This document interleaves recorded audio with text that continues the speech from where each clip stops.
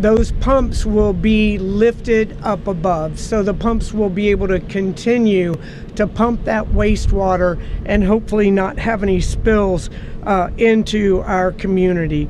So this is just an example, $94 million that we're putting into this project.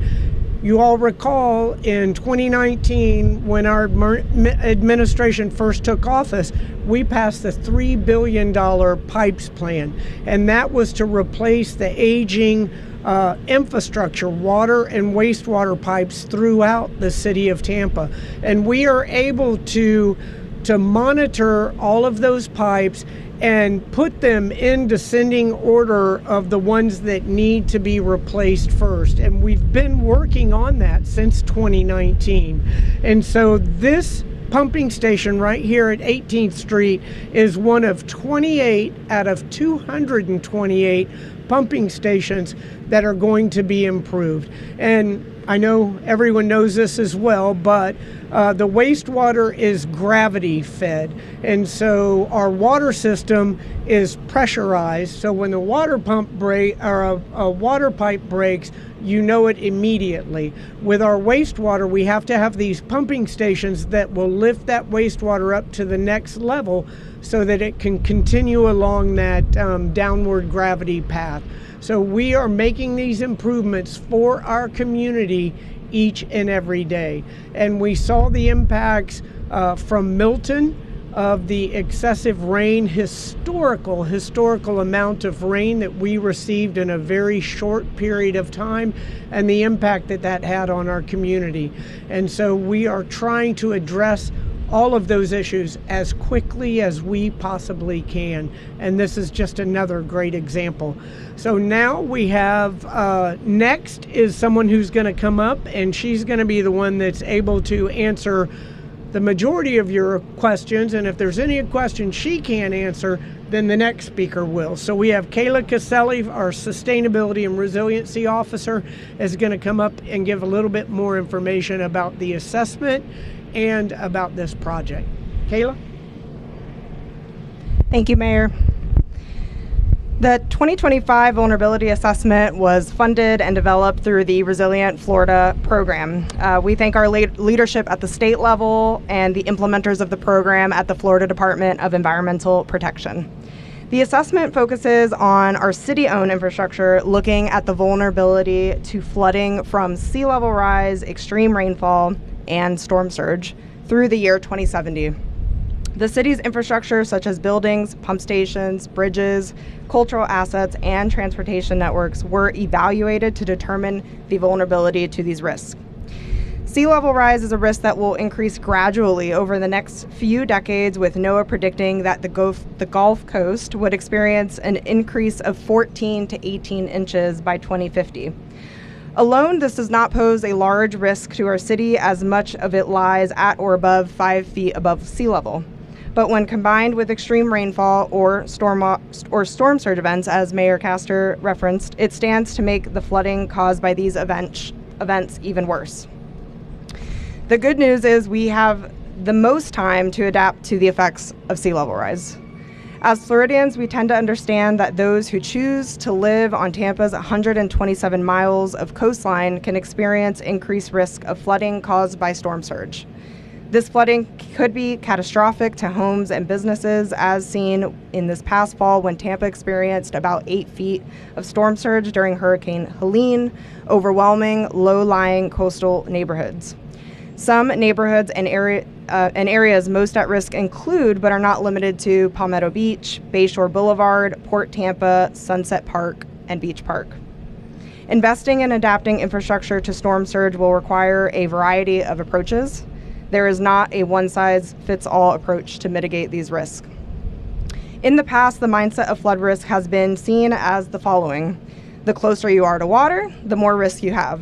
And inversely, the further you are from water, the fewer flood risks you face. When Tampa received over 13 inches of rain in 24 hours during Hurricane Milton, it confirmed one of the assessment's highlights. Extreme rainfall is the most frequent and consistent flood risk our city will face in the coming decades, and it will affect neighborhoods that are inland as well as those that are coastal. Tampa's natural topography includes closed inland basins that act like bowls, where water travels to the lowest point. Instead of water flowing directly into the Hillsborough River or bays, these areas relied on natural features such as sinks or wetlands where water could be absorbed and eventually find its way back to the Floridan aquifer. Many of these are not functioning like they have historically or not at the rate we need them to prevent the flooding currently and projected from extreme rainfall. Some of the areas identified as having the most risk include Tampa Overlook, where we are currently, Forest Hills, and areas in the Upper Peninsula of South Tampa. Flood risks are not isolated to our coastline, and extreme rainfall risk we will need to adapt at the quickest rate with continued investment in pipes, pumps, and other adaptation strategies. In many ways, this assessment confirms what our city experienced this past fall when Hurricane Helene brought record storm surges and Hurricane Milton brought record rainfall. And more will need to be done to understand and invest in resilient infrastructure. The Stormwater Department is currently developing a watershed master plan to better understand how and at what rate water moves across the city. This will offer a more zoomed in and technical focus than the vulnerability assessment. The vulnerability assessment will act as a foundational guide to prioritize and focus on resilient infrastructure. It also opens the door for the city to continue applying for state and federal funds, like the Resilient Florida Grant Program, a program we have successfully drawn down over $35 million for resilience projects in the past few years. Today, we are here at a wastewater pump station, some of the city assets most susceptible to flooding and one that has a critical consequence if they fail for water quality and the level of service our residents expect from us. Wastewater pumps make up more than half of the vulnerability assessment's priority list. We commend the wastewater department's proactiveness to make their pump stations more resilient to the flooding challenges we will face today and in the future. To tell you more about their efforts is Eric Garwell, the wastewater treatment plant manager.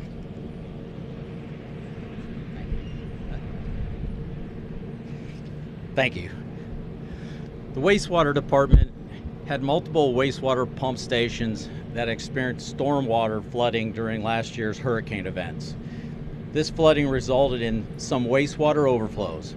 The department immediately installed portable bypass pumps to maintain our system until the repairs could be made. One of those bypass pumps are behind us that you can hear running right now.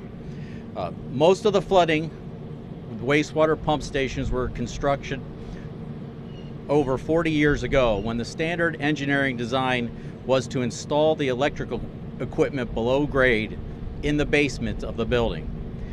With climate change and sea level rise, this leads to a higher risk of flooding of our facilities. Our new standard is to install all electrical equipment at least 1 foot above the 100-year floodplain, and over at our station you can see the higher electric panels where they've been raised on the concrete pad. Here at 18th Street Wastewater Pump Station, the new electrical panels and controllers have been installed and final electric wiring is being completed. The wastewater pumps are now flood-proof, and the repairs are anticipated to be completed at the end of this month before the start of the new hurricane season. Similar work in raising the electrical equipment and installing flood-proof pumps are currently being performed at other stations that flooded. Since the start of the Mayor's Pipes program, the city has awarded the rehabilitation of 28 wastewater pump stations that include sustainability and resiliency components. Thanks. All right, any questions?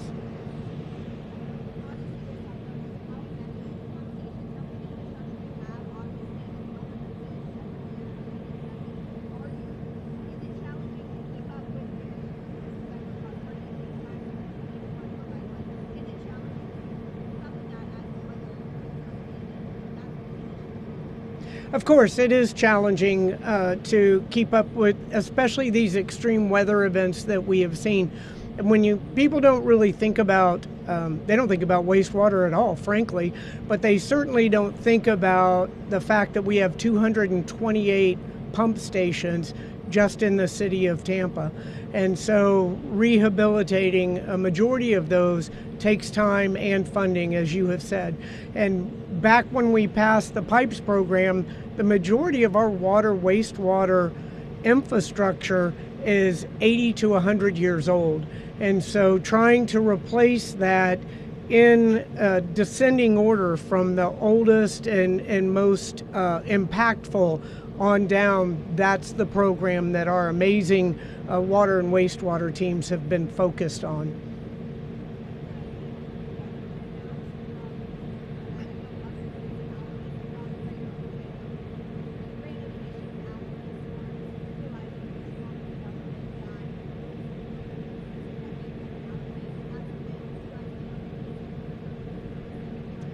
Right. We have this assessment that's done every 5 years, vulnerability, and it's really sort of the macro. So with the watershed research that we're doing right now, that will give us the micro view of the impactfulness of development in neighborhoods, and then also, where additional stormwater, ponds, or infrastructure needs to be in our community.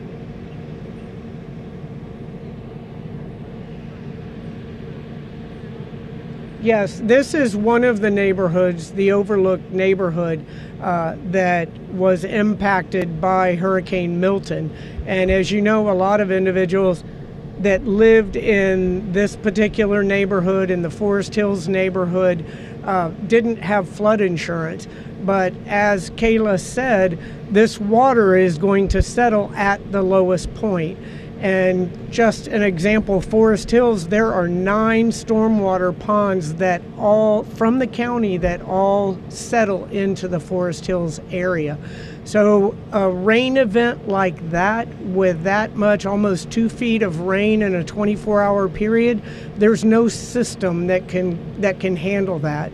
But we have to take the steps that we can to ensure that we're putting the infrastructure in place, that the residents are properly covered with insurance, and that the improvements in the construction are done as the residents can afford it. All right.